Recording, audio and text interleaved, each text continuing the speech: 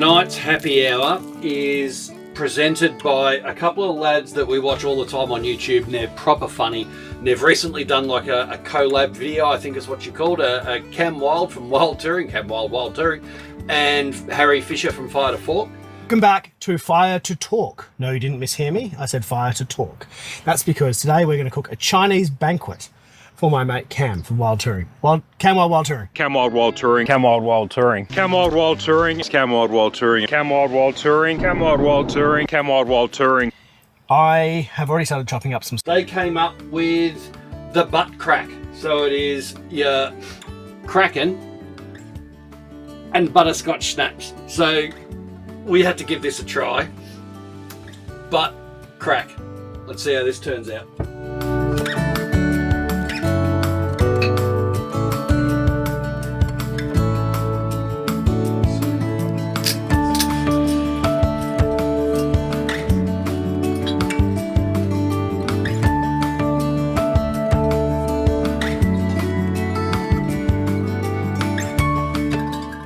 Tried your butt crack or my butt crack? I'm not trying yours. I'm trying mine. Here you go. Cheers. Cheers.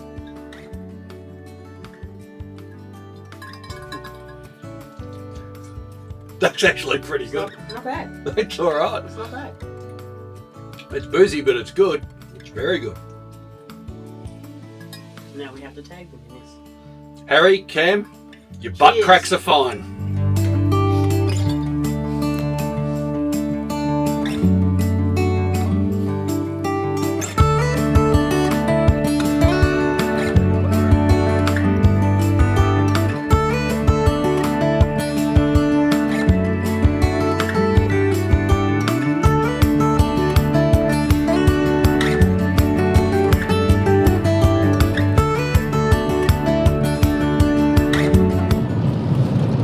Everyone, so we have left Menindee Lakes. You saw us pull out of there. The butt cracks and the campfire was really good last night. It was lovely. Didn't get too fresh or anything like that. Today we're making a mile and we're heading on to Broken Hill, where we'll be there for a few days. So we'll crack on. Got to keep an eye out for the roos and goats and sheep and everything else. But really looking forward to sort of getting ourselves around Broken Hill. There's heaps there that I want to see, so we'll take you along. Have fun.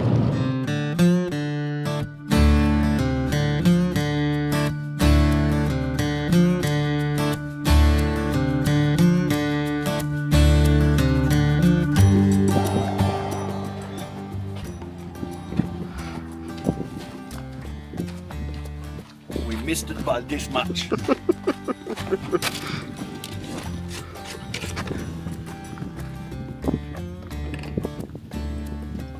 Oh look, there's goats. We could probably have made it. Probably. Because, yeah, there's always a little bit extra in the tanks, but I figure we got the cherries hanging on the back while this kid.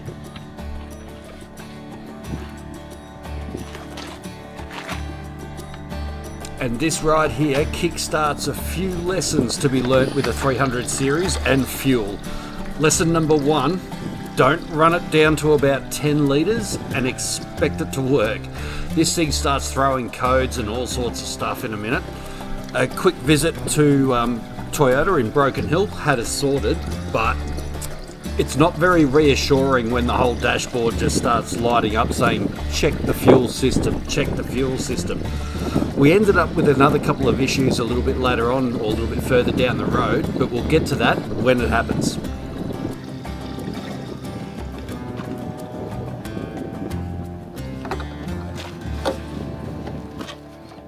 Done.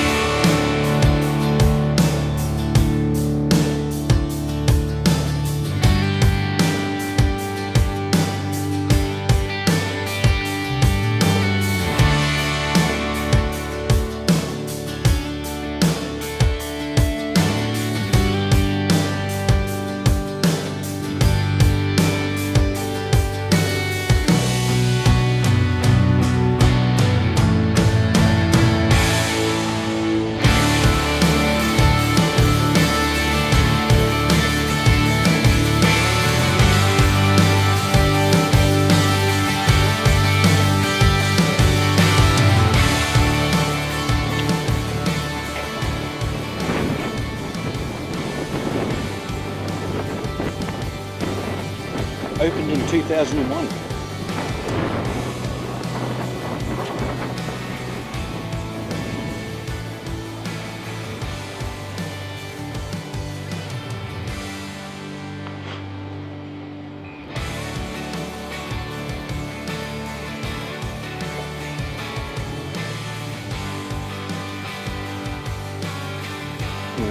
Suffocated, underground fire, crushed by rail truck, suffocated, premature explosion. Frighteningly dangerous. Oh, I fell down a chute. Caught in machinery.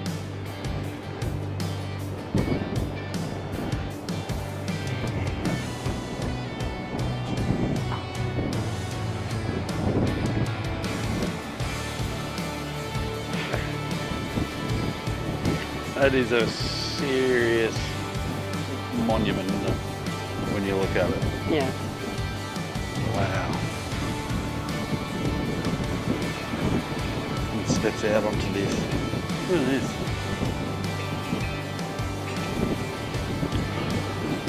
Yeah, you don't want to look down.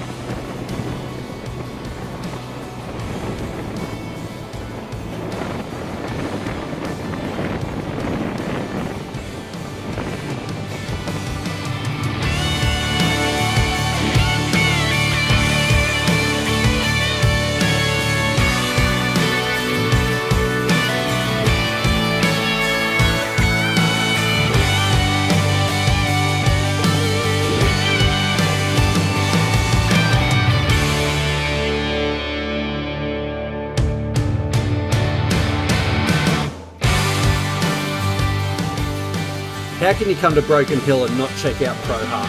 Now, is it just me, or every time you go into this place you go, oh, Mr. Hart, what a mess?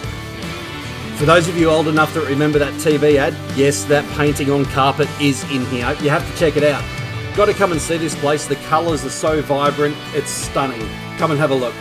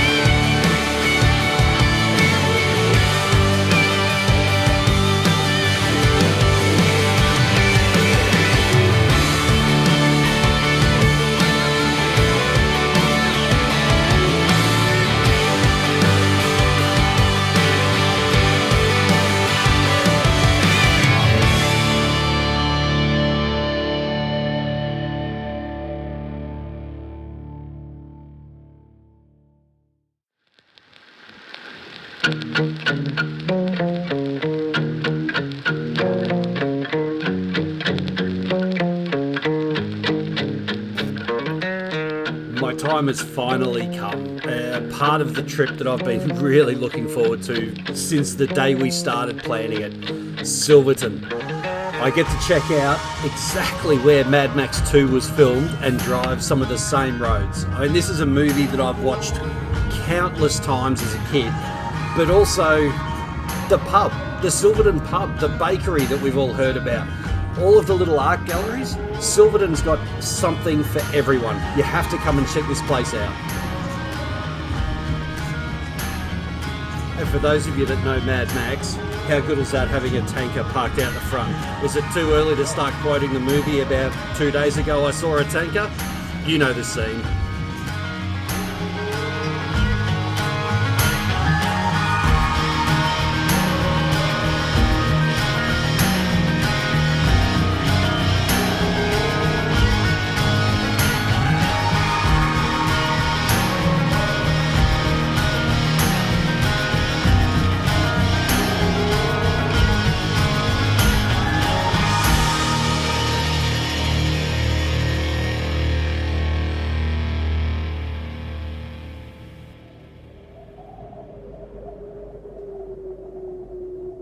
My life fades, the vision dims. All that remains are memories. I remember a time of chaos, ruined dreams, this wasted land. But most of all, I remember the road warrior, the man we called Max.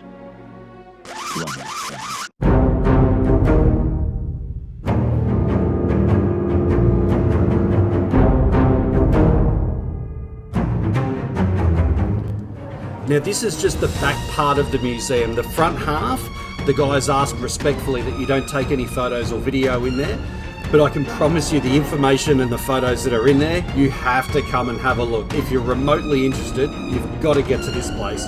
It is an absolute mecca of anything Mad Max 2, or Mad Max in particular. It's an absolute cracker. You've got to come out here and see it. And to be able to see some of the original cars and like the burnt out wreck of the original Interceptor, mind numbing.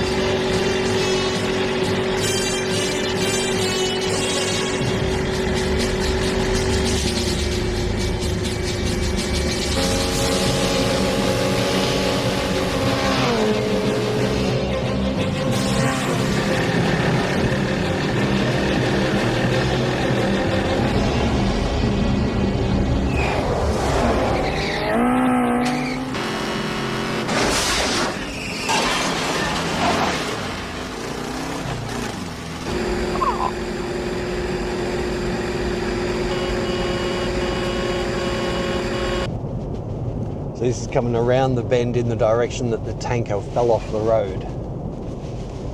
Don't worry, I'm not going to fall off the road with the car, but right there is where the tanker went, over this way. Oh, smash.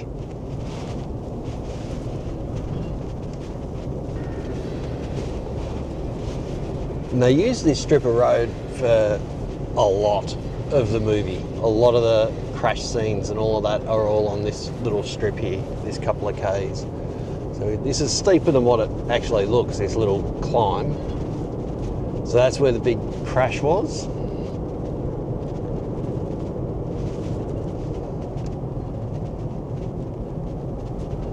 And then there was another crash in the opening scenes that were here, where they come over the top, and there was the wreckage of the car, and he drove through, and all of that. That all happened here, because you can see that Monday lookout sign in the background of the movie, and they put up another couple of signs as well. We'll stop here and have a look. It's an impressive lookout, irrespective of the movie and stuff. It's an impressive lookout.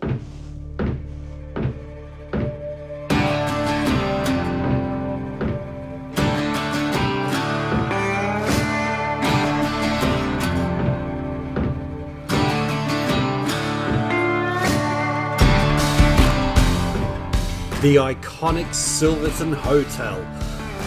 This place just oozes outback charm. Now there is also a whole heap of Mad Max 2 info in here. I didn't want to walk around and film a heap of it, but as you can see there's a heap of photos and stills. So check that place out. But while you're in town, have a look at this John Dinan gallery. It's a bit similar to Pro Heart, but very different. All I mean is just such bright, vibrant, pure Australian artwork. And the guy's in there, John's in there, and he's well worth a chat to. He's a lovely, lovely fellow.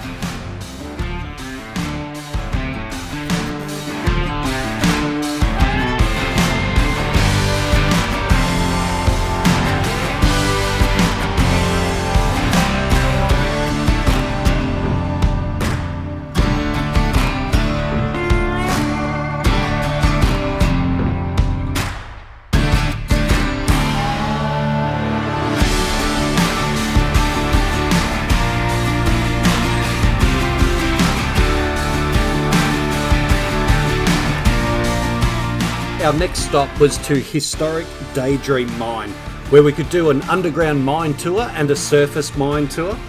But before you do the mine tour, it's very interesting actually. You go into the original sort of farmhouse of the area, and it is so welcoming and inviting. There is a heap of information up on the walls, all these historic photos, news clippings, you name it. But what really sets it off is the most incredible homemade scones I have ever had. And they've got the cream, the jam, they've got the everything all with them. And you have those before you set off down into the mine shaft.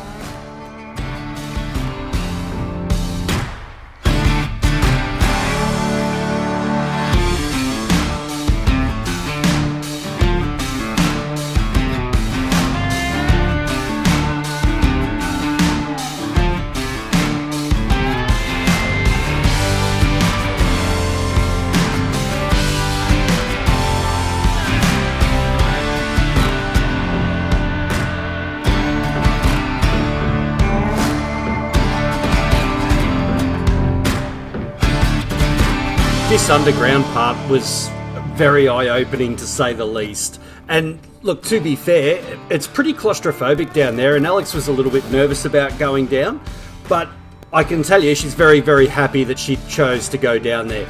The information that was given to us was pretty incredible, and just modern day stuff, it's hard to comprehend. That line of rocks there that you can see to the left, that was all put there by 8-year-old kids, and there's tons and tons and tons of this stuff that was just carted through there by kids, and you wouldn't think of doing that these days. Just how the world has changed. It is eye-opening. Make sure, if you are in the area, check it out. It's in between Silverton and Broken Hill on the way back for us. It's a great, great way to spend an afternoon.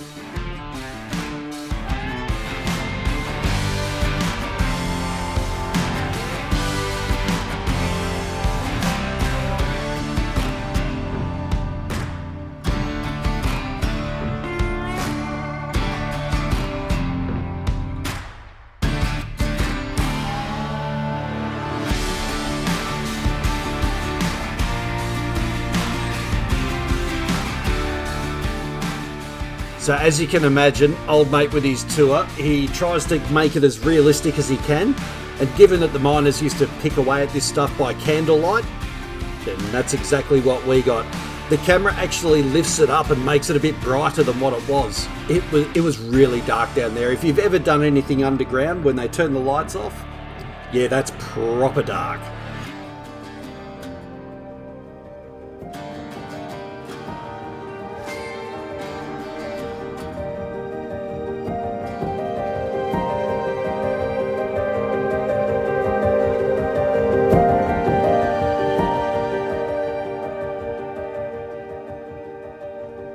I can't think of a better place to actually end this episode as a wrap-up of everything that is Broken Hill and Silverton. After spending an incredible day out at Silverton, doing stuff that I've dreamed of for so long, seeing where Mad Max 2 was filmed was just an absolute highlight for me. To come here, to the Living Desert sculptures, right on sunset, look, this video, it doesn't do it justice. The light changes here every few minutes. We did lap after lap after lap. It is an amazing place, and I encourage you to come out here and check this out. The intricate details that have been carved into all of this is incredible. And as I said, it changes with the light every 10 minutes. And if you crack a really nice night like we did, on the exact opposite side, you'll get the moonrise coming up. We got lucky. It's amazing. So I really want to leave you with this place. I hope you enjoyed this video. Thank you so much for watching. I've put a heap of my favourite little photos of this part, these sculptures at the end. I hope you enjoy. We'll see you in the next one. Thanks again for watching. Cheers, guys.